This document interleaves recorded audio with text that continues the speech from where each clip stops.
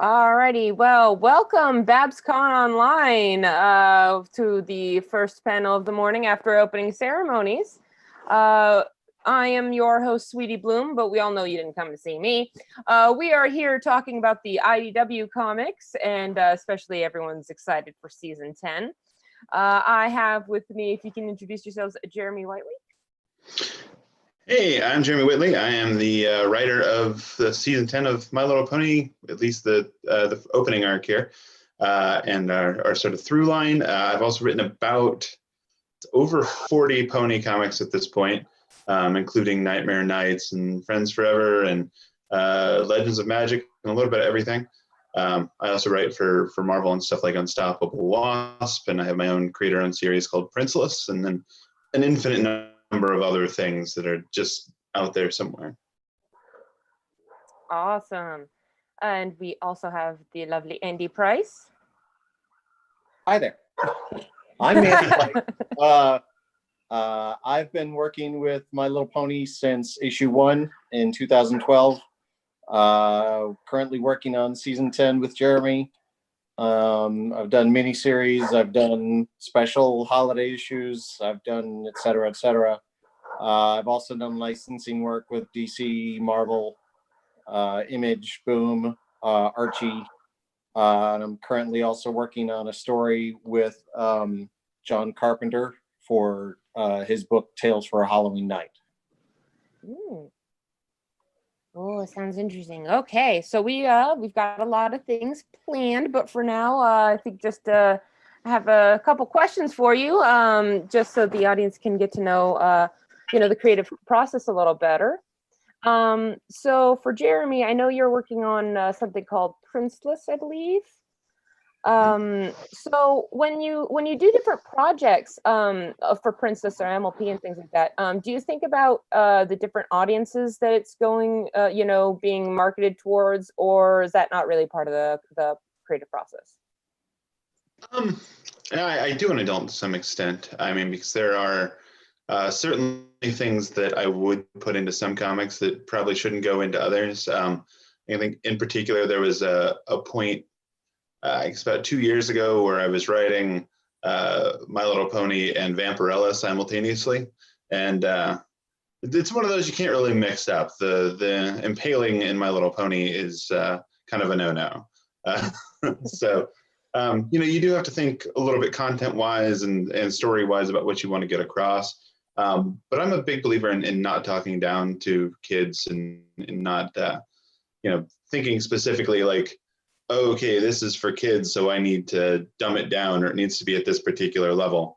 Because I'm not a believer in that as a parent. I don't want my kids to see graphic violence or things like that, but I'm not opposed to my kids learning about things and understanding things. And if they don't get stuff, they'll ask, which is always sort of my policy with writing for kids, is like, you don't have to think, all right, well, will a kid get this, so much as like, all right, am I explaining this well? And if a kid doesn't understand like what this word means, can they ask somebody or look it up?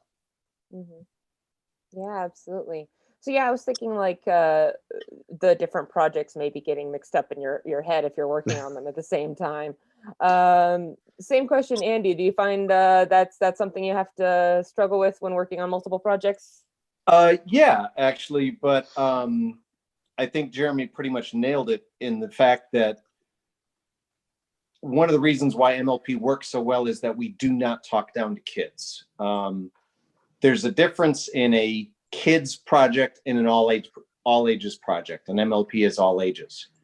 And every time somebody complains about something within content of MLP and they go, oh, for kids, I'm like, then you clearly don't get it.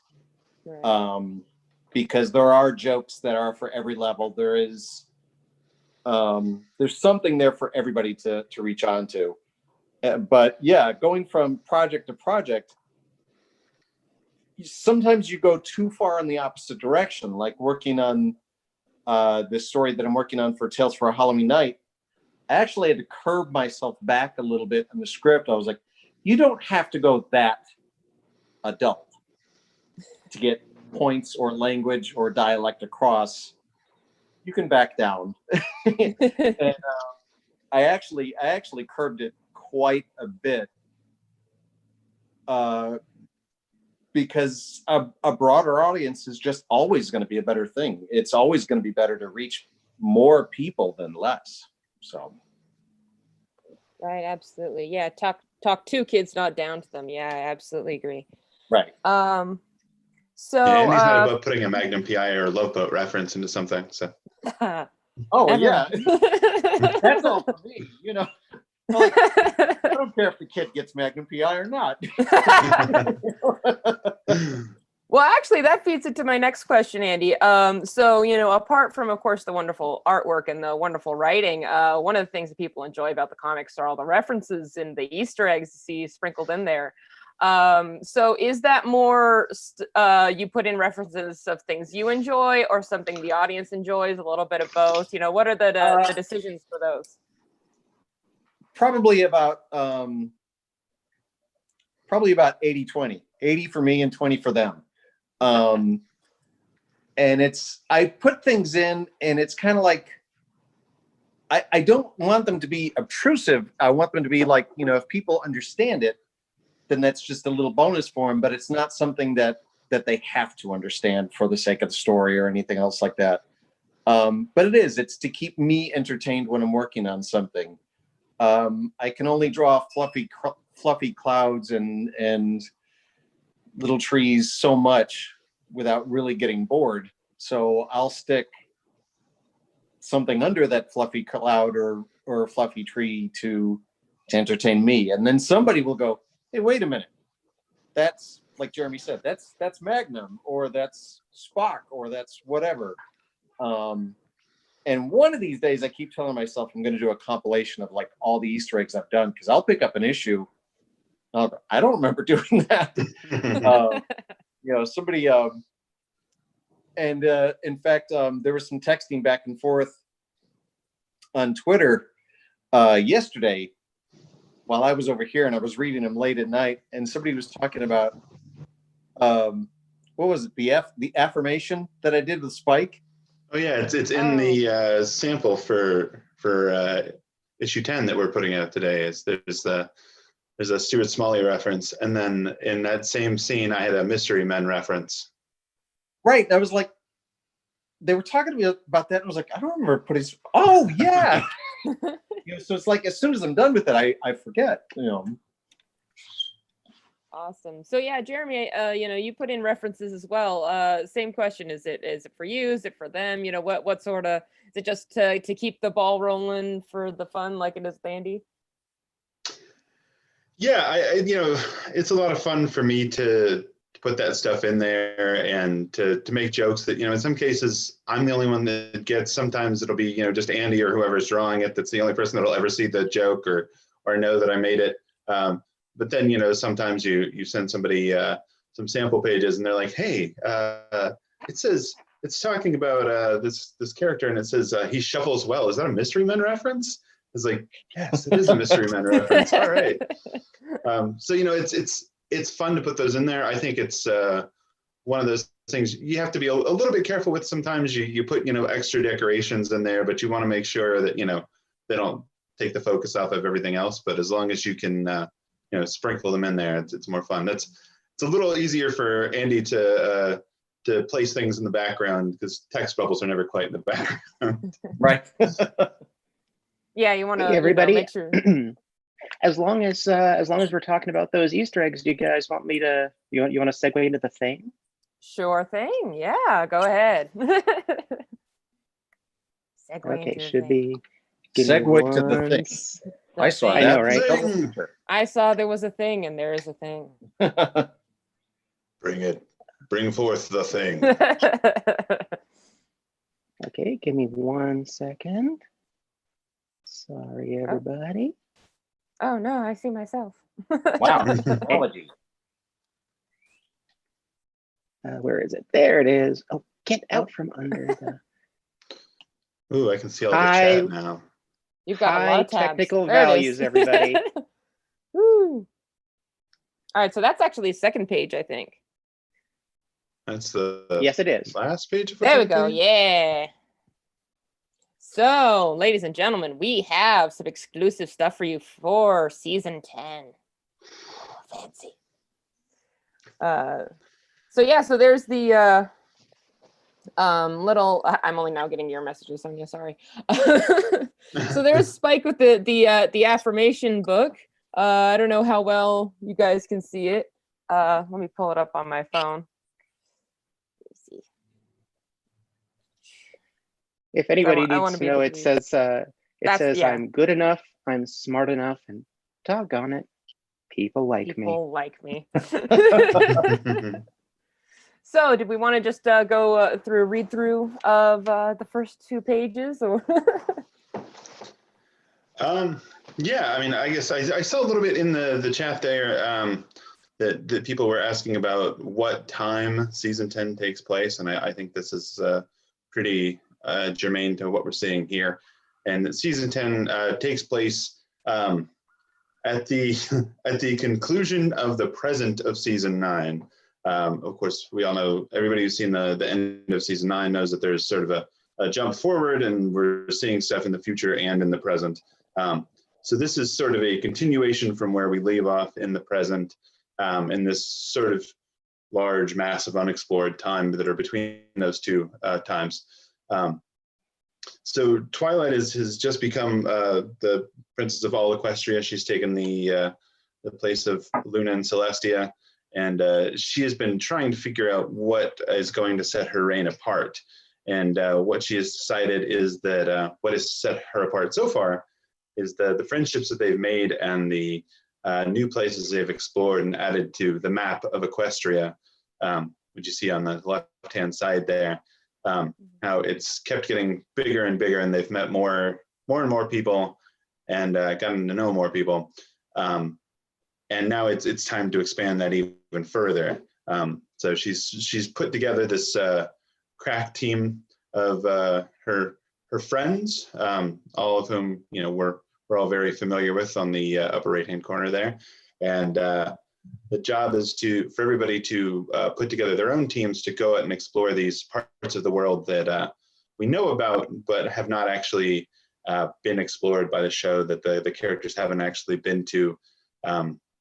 So they're headed off to do some new stuff and meet some new people, which is what we talk about in the next page here as well. But yes, the awesome new teams. Yes. So throughout the season, we're going to be breaking our main group up into 4 teams. We're going to be going out and exploring in the same way we're used to seeing the main 6 do it.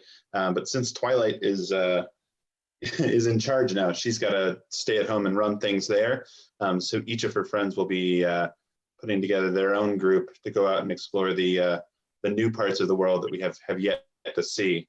And you'll see each of them here has put together their own teams full of friends that we've met from the show and the movie and everywhere else in pony lore.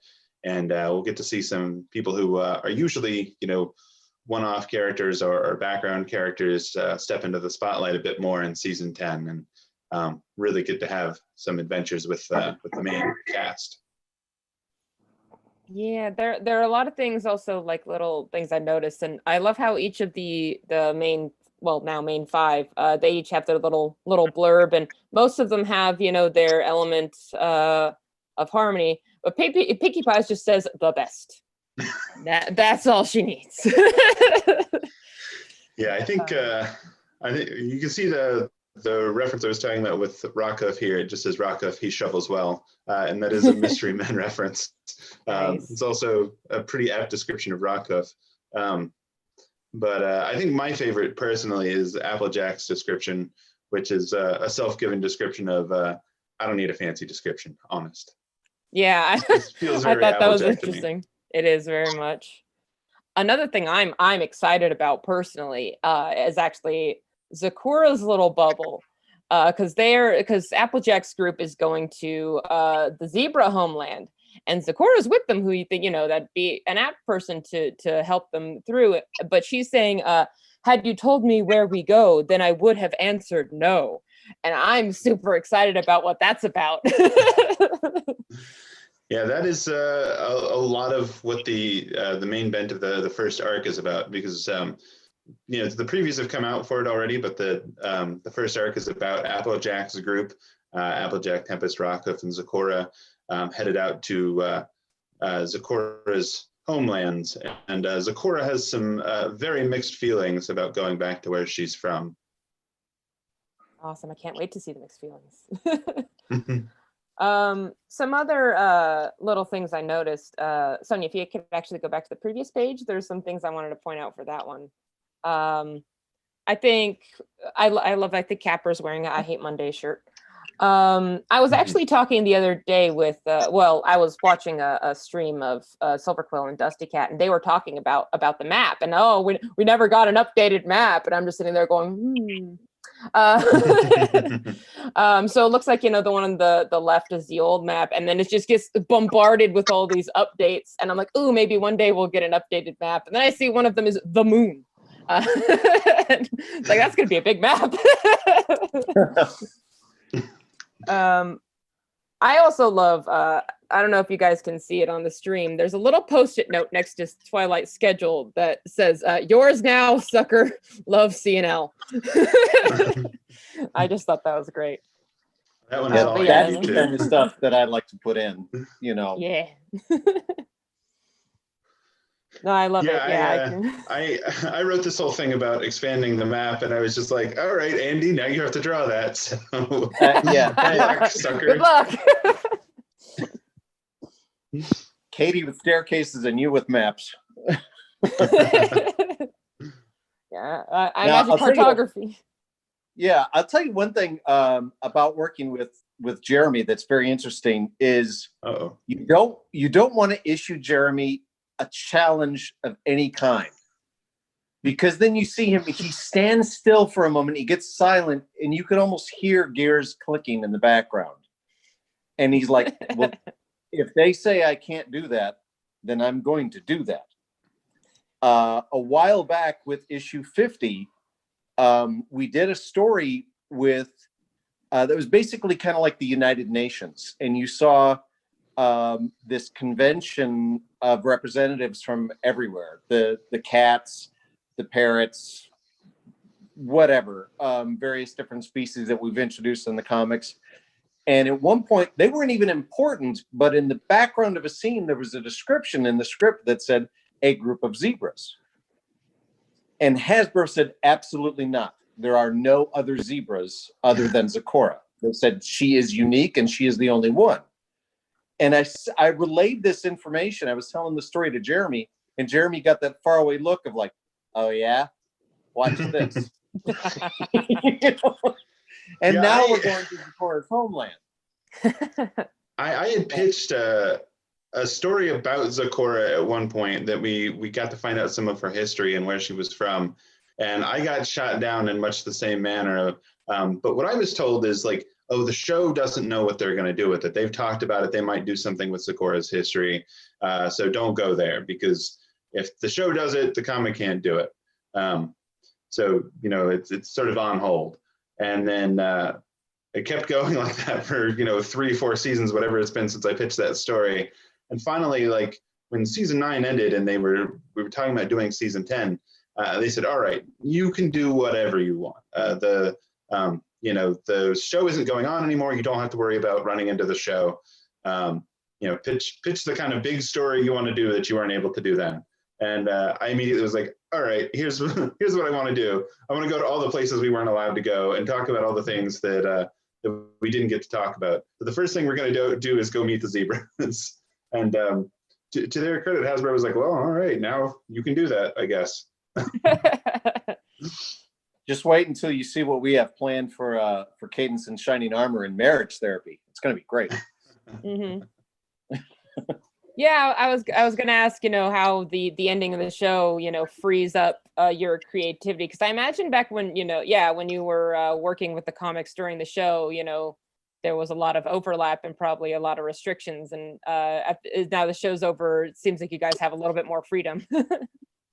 We do. We still, I mean, everything still has to be approved. It's not, you know, a blank check. Everything that we do when it comes to character design or like with going to Zecora's homeland, we're going to meet, of course, new zebras. We're going to meet characters from Zecora's past, and all of those designs have to go through Hasbro first. They still have their hand in it.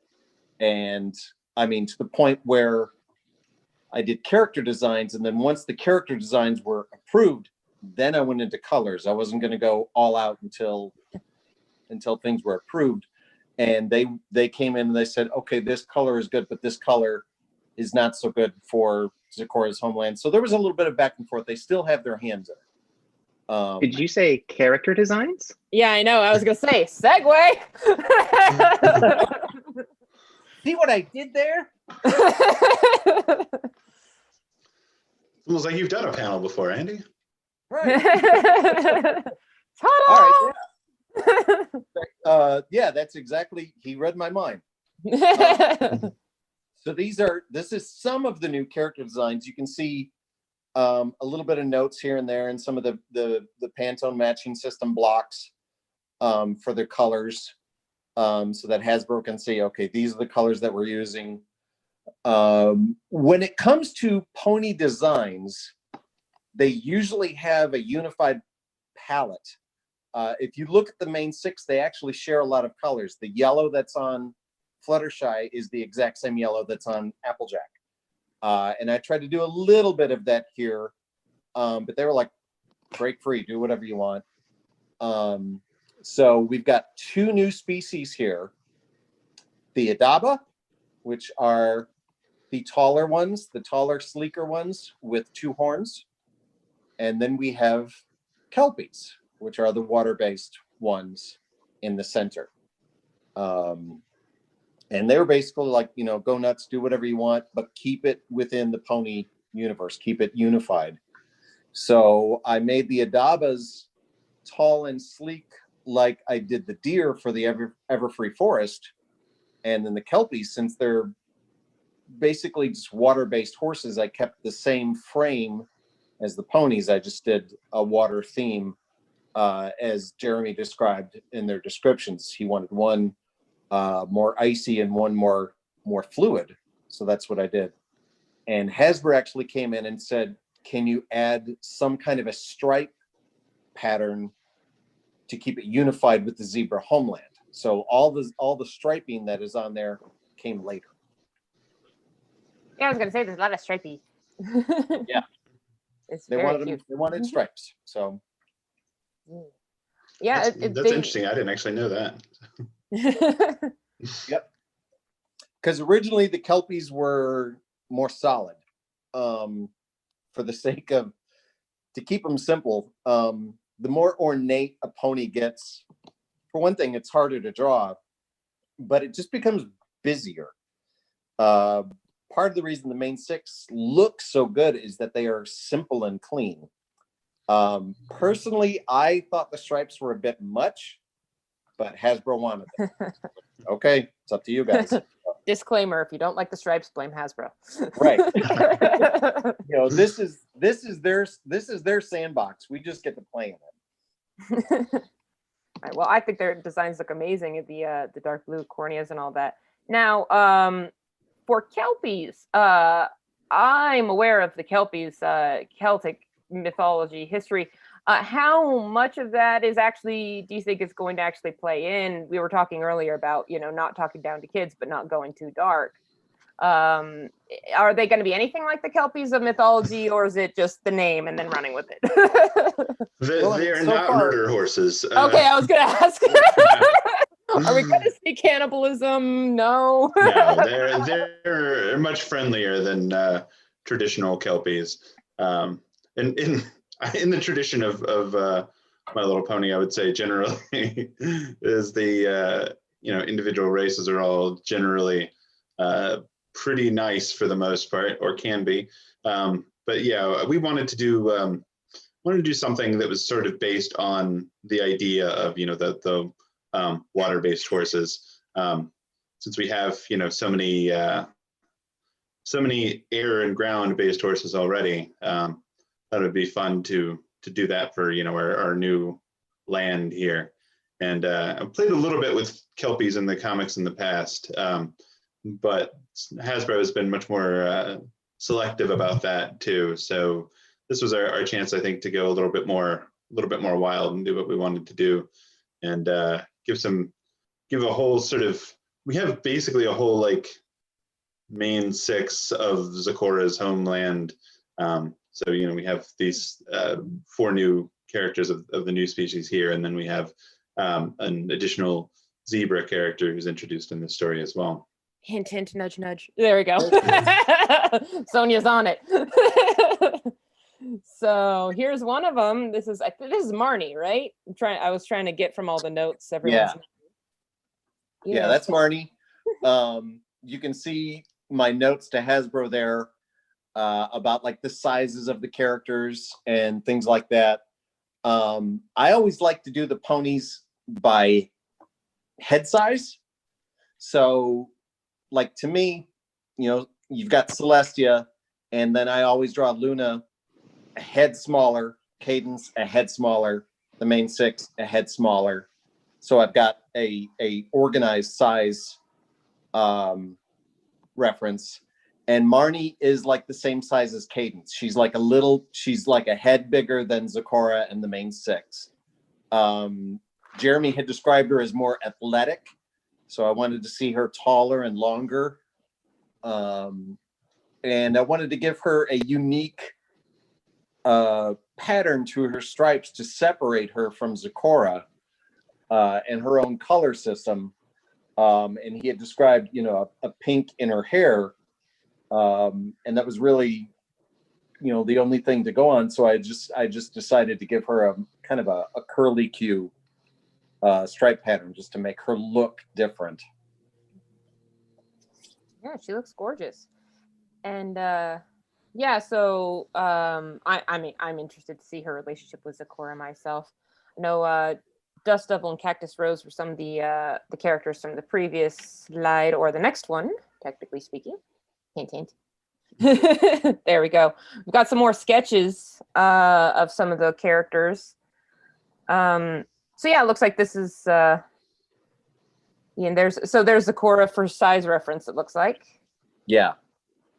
And I was seeing in the last one, looks like there were less stripes in that for the Kelpies in the slide. So that was like the original.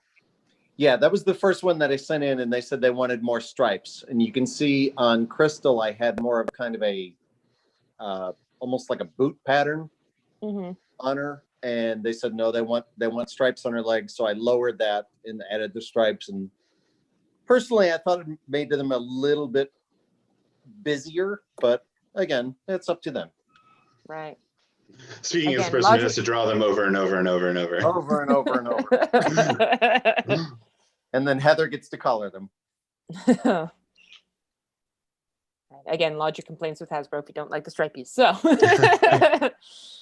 alrighty. So we also mentioned the zebra characters. There we go. So I love this page too. So many different new designs for the different zebra. Do you want to talk about this, either Andy or Jeremy? Yeah, this was just, since we're going to the zebra homeland and we're going to see different, characters in the background, this was just me kind of warming up and getting the zebras into my system and getting, trying to keep a look of Africa / Morocco, Egypt, different areas like that could be a little bit more exotic and a little bit different than what we've seen in Ponyville, and also trying to make the zebras look unique. And then I've got, for myself, like I said, I do the Easter eggs for myself. So up in the corner, I've got a George Jefferson zebra. I was going to ask about him. Yeah. He's a wee bit different than the others. Yeah. And, looking through African fashions, looking through things like that. it's just been kind of fun. It's just been a different freedom with the characters than what we're used to.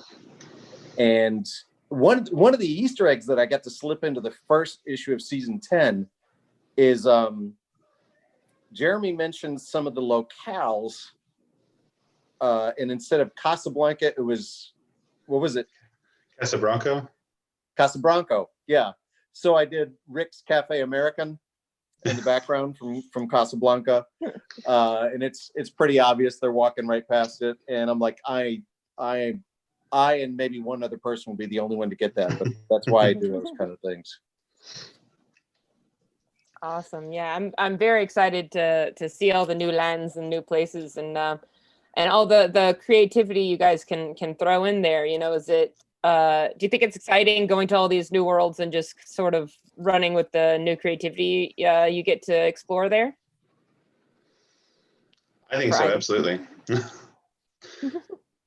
Yeah, I think we basically rather than creating a whole bunch of things whole cloth and having it have nothing to do with the show, we wanted to pick up little threads that had been left from the show and follow those out. So as you can see from the page in the PDF where they announce where they're going, we're not just going to meet the zebras, we're going to Abyssinia, which is Capra's homeland, to actually get to see more of that.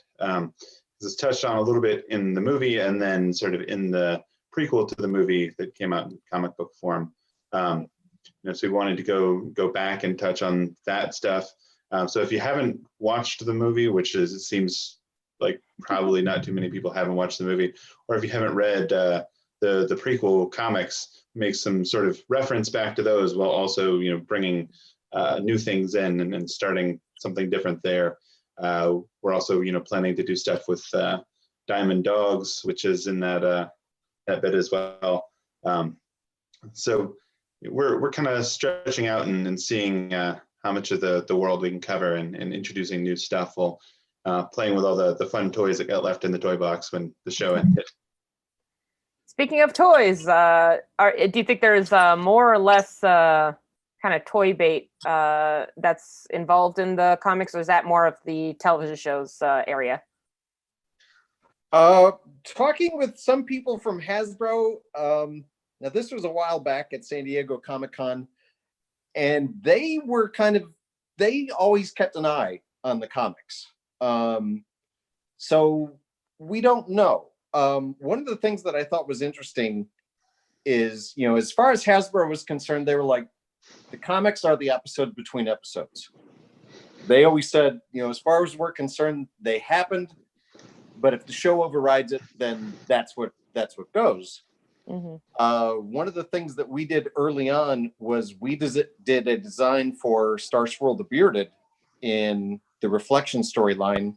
And the only reference Hasbro had to give me was a 7K image, JPEG,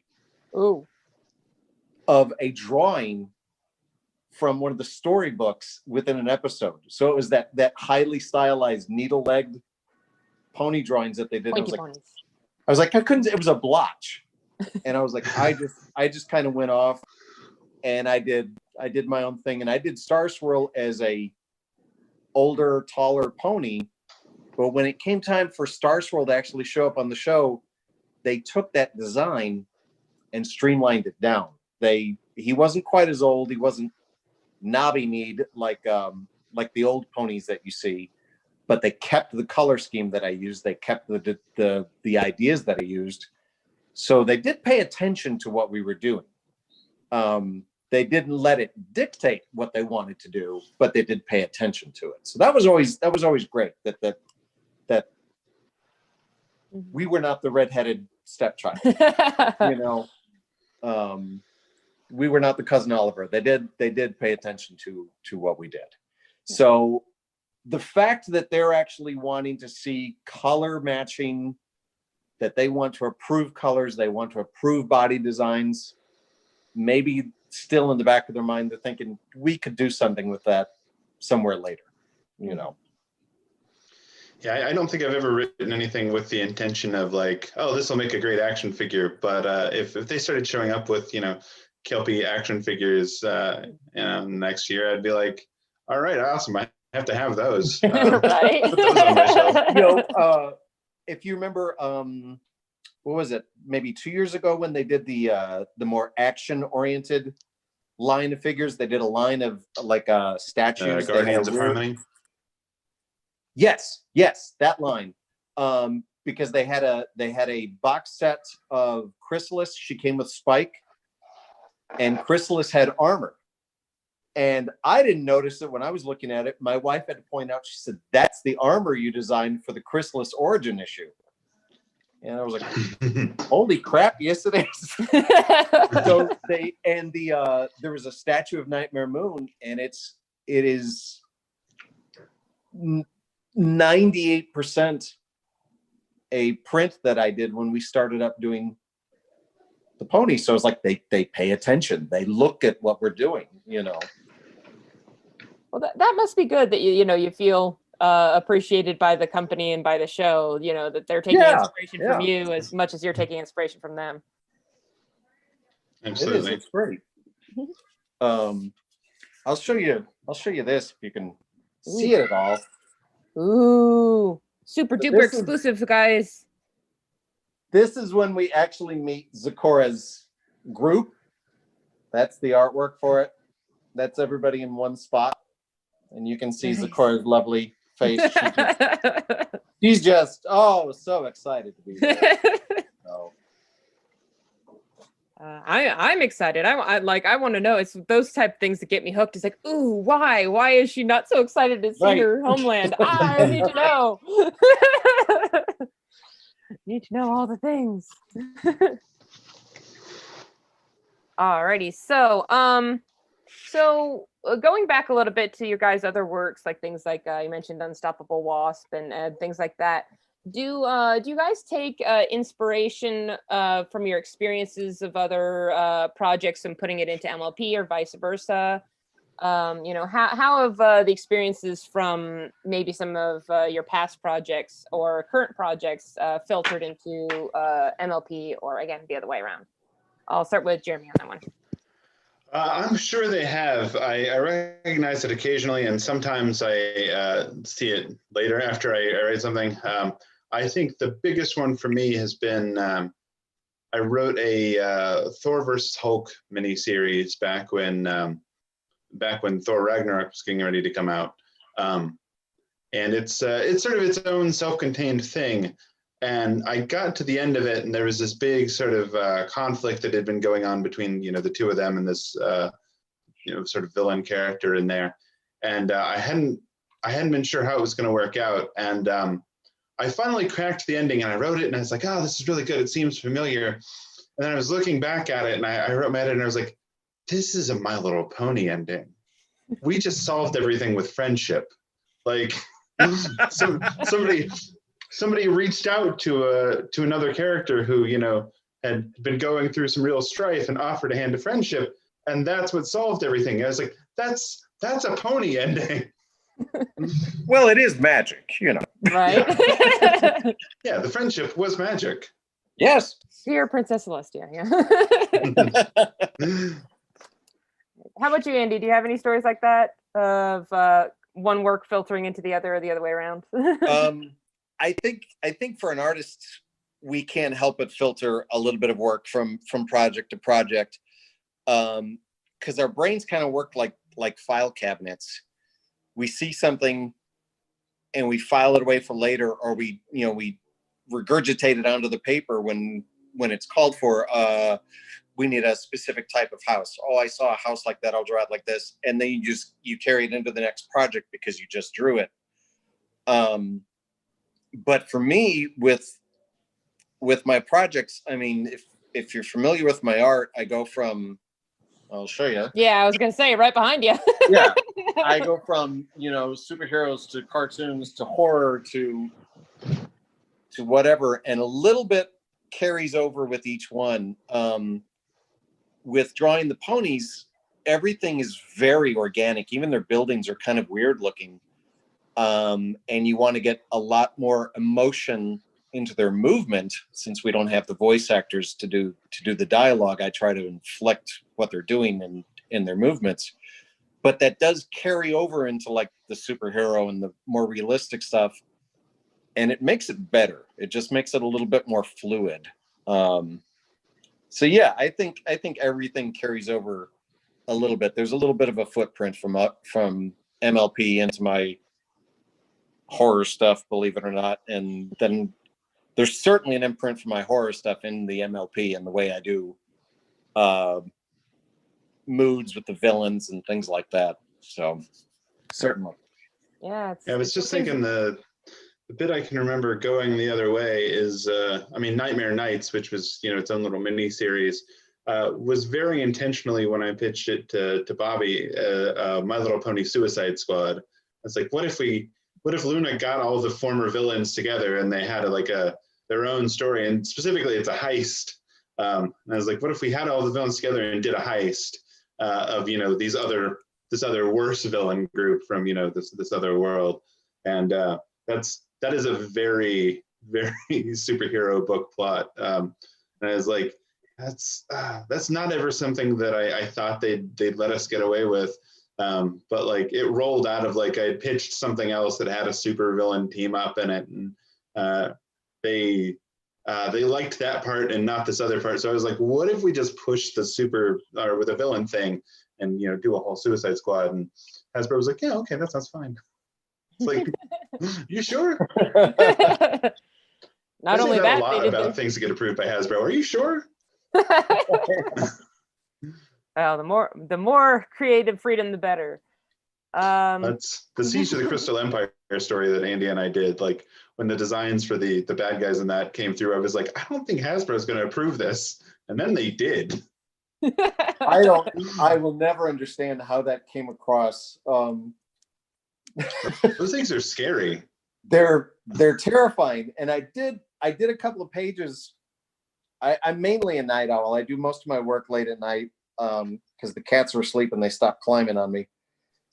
And I did those things, and I even drew them in a weird way. I held the pencil by the tip of the eraser and just kind of scribbled them out so that they would look weird. And then I inked them the same way. I inked it holding the brush by the very tip so that they would look completely different from everything else. And the first time I drew them, I penciled them out.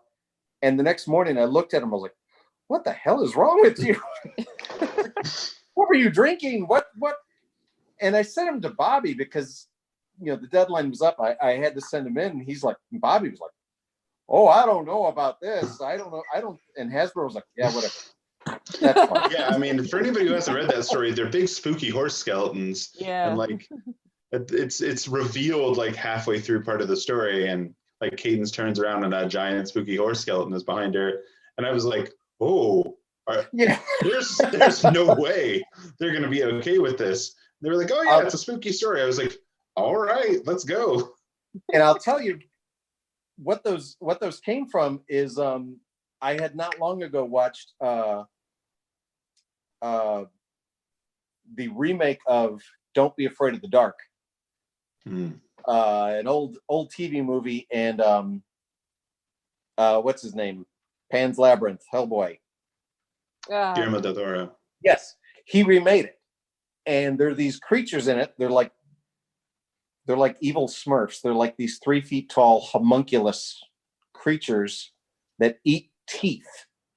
It was very weird, but they're this very weird hunched over wispy design, and that was stuck in my mind, and that's what these things became. But they were Sombra's people. So I wanted something really, really weird, and that's what came out. And the only thing that I changed from my original drawings is I originally gave them fangs because Sombra has fangs, and I gave them square, broken teeth instead. And I think if they had fangs, Hasbro would have freaked out.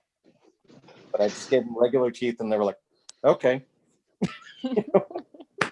So we got away with it. It's always nice to get a win in there. Yeah.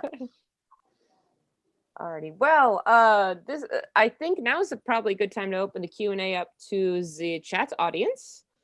So I've got the YouTube chat up on my computer. Let me see if I can get the Discord chat up as well, and we can open it up to Q&A from the audience. Just give me 1 second. In the meantime, I think I can ask you guys another question. Let me see. So when it comes to pitching ideas, is it sometimes that you guys, I mean, I heard you guys talk about this a little bit, that when you have an idea, you can pitch it to the powers that be. Is that more what happens, or is it sometimes that they come to you and say, hey, you need to do a thing? What's the process as far as pitching kind of a more general idea for a project or a comic series? It's been both, and I think it's been sort of a pendulum throughout the course of the series, in that it seems like pretty early on they were pretty open to doing whatever, and then there were times they wanted to hew a little closer to the stories. So you'll notice there's some seasons of the show that basically a lot of the episodes have a sequel in comic book form, and then there are some that have been wildly quite a bit different from what they're doing.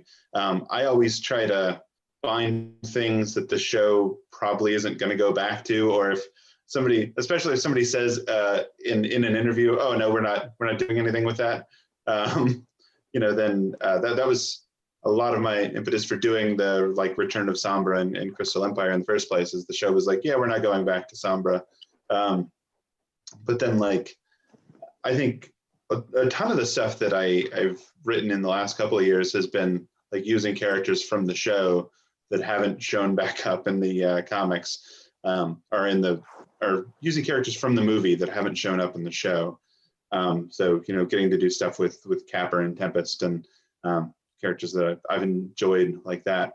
But then there's also things like Legends of Magic, which was they were introducing those characters in the show, and they wanted to run our sort of origins for those characters, plus following through that story that is referenced where Stygian becomes the Pony of Shadows in there. So we got to sort of build that up from what they already had. I was reading scripts before the issues came out and before the episodes came out, and trying to make it all coincide. So the answer is both. Yeah, we've when we first started the book early on, when Katie pitched the idea for the Return of Chrysalis, they were like, that's fine, we're not going to do anything with Chrysalis. And then once the comic book caught on, the first request that they had was, we want a Cadence and Shining Armor story, because there's not anything coming up with them in the show, and we want to keep them in everybody's eye. So there are times that they say, can you do this or can you not do this? For the longest time, we were not allowed to use Discord in the comics, because they had so many plans for him on the show that they said, no, we don't want to overuse him. We don't want to flood the market with Discord. So we stayed away from him for forever. I remember when I came on and did, the first thing I did was Friends Forever #2, and it had Discord in it. And I remember Andy being like, how did you get them to let you use Discord? I was like, I just pitched it, and they said yes. Yeah. For the longest time, they said, stay away from him. Occasionally, there was one time there's an older generation character called T-Love, that they asked us to put in a story. They said she doesn't have to be relevant, just somewhere in the story, because we have a new toy coming out of her. So I did that. She was in 4 or 5 panels, and I think she had 2 or 3 word balloons, and that was it. But that was enough to make them happy. So occasionally they would do stuff like that. They did that on the show as well. There was a toy helicopter for Pinky, because horses need helicopters. And they had to work that in on an episode of a show. And I remember the directors complaining about that. But, you know, it's their sandbox. So. Gotcha. All right. So we've got the questions rolling in. I think I saw one asking who's the hardest character to write for? Ooh. I don't know. That's tough because I feel like a lot of times it's been, you know, the hardest characters to tell new stories with are the characters that they've used the most. So you know the main 6 are pretty thoroughly explored, but you know it's still fun to write little one-off stories with them in there. I love writing Twilight, even though I almost never write her as like the main character of a story because she's got so many already. I think as far as just challenging,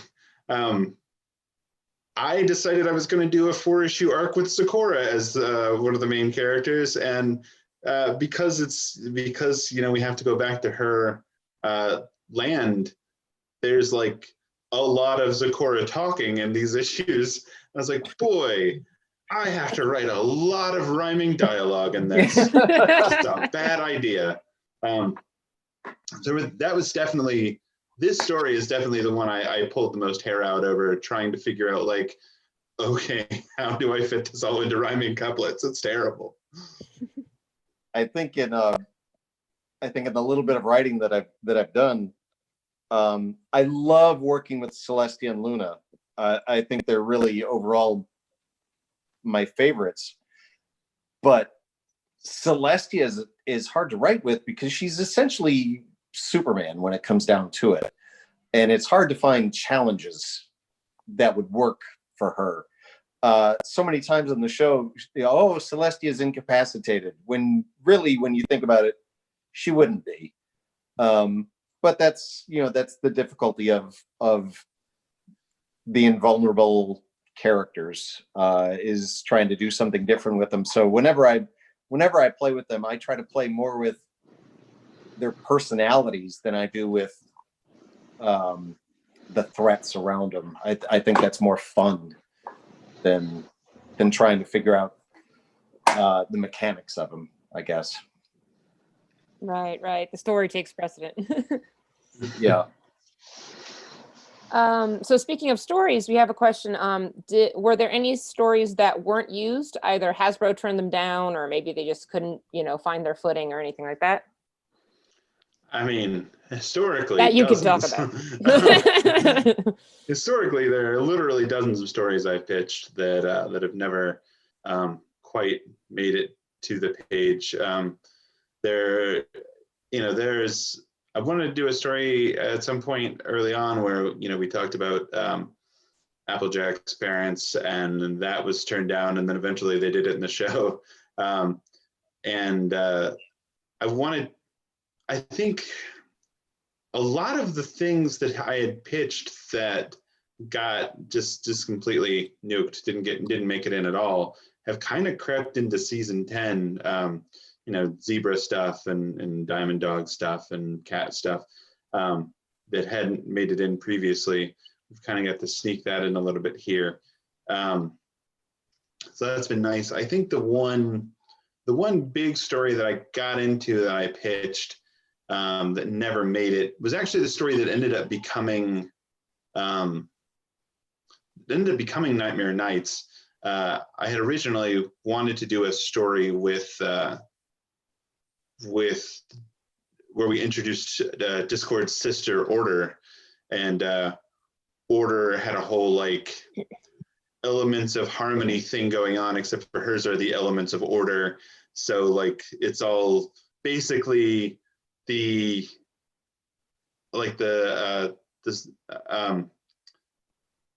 basically the absolutist, like almost fascist version of some of these things sort of turned on their head. So rather than being like, oh, they all help us live together because we're all friends, it's, oh, they help us live together because we're all afraid and locked in our houses all the time.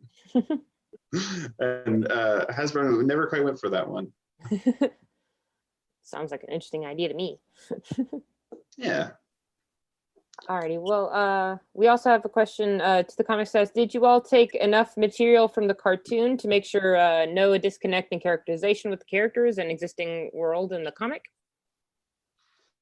Oh yeah. I mean, absolutely. That's our goal, is to make it feel as much like the show as possible. Well, hopefully getting to expand and do some things that the show either couldn't do or decided not to do. Our goal is to, especially with season 10, even if you haven't read any of the comics previously, if the last pony stuff you consumed was season 9, you should be able to jump into season 10, either with the first issue or with the free comic book day issue, which will be out eventually, because free comic book day had some issues this year. But to just pick it up and then go right from where you left off. Yeah, our goal is not to separate and branch off into something too different. We want to bring you new stuff, but we want you to be able to recognize the flavor. One of the advantages that we have in comic books is that we are not restricted by a budget, availability of voice actors, things along those lines. So if Jeremy can write it and I can draw it, we can do it. But we're not going to do something that takes you out of the world of Pony. We're just going to expand the world of Pony. Yeah, I think the nice thing with this has been, I mean, just like in that first group that we meet in this Sakura story, like we've never seen Rockhoof and Tempest sharing, the same space before. So because, her being a movie character that never made it into the show, she has never met Rockhoof. So I think they make a nice combination in this story as this sort of, two heavy hitters in that group. That's fun to play with and that they've never gotten to do anything with in the show. Yeah, it's it's been interesting drawing Tempest in this group because her face is either angry or bored. There's nothing else for Tempest. It either pisses her off or it amuses her, none whatsoever. I adore Tempest. She's the best. Well, I think we can all agree on enjoying Tempest, but unfortunately, folks, we are up against time. So I want to thank Claire, Sweetie Bloom, for being our moderator. I just definitely want to thank Jeremy Whitley and Andy Price. I mean, especially Andy, under your fun house circumstances. I'm so glad you're able to join us. Mm-hmm. And thank you everyone for watching out at home. Look for more from our guests of honor later. We're going to have the voice actors reading your submissions of really, really silly things in really, really silly voices, with folks winning prizes for the best ones. And we're going to have the show writers doing a version of Wait, Wait, Don't Tell Me, the classic NPR news quiz, and then doing an hour-long panel and Q&A on ending Friendship is Magic, the show. Again, thanks everyone.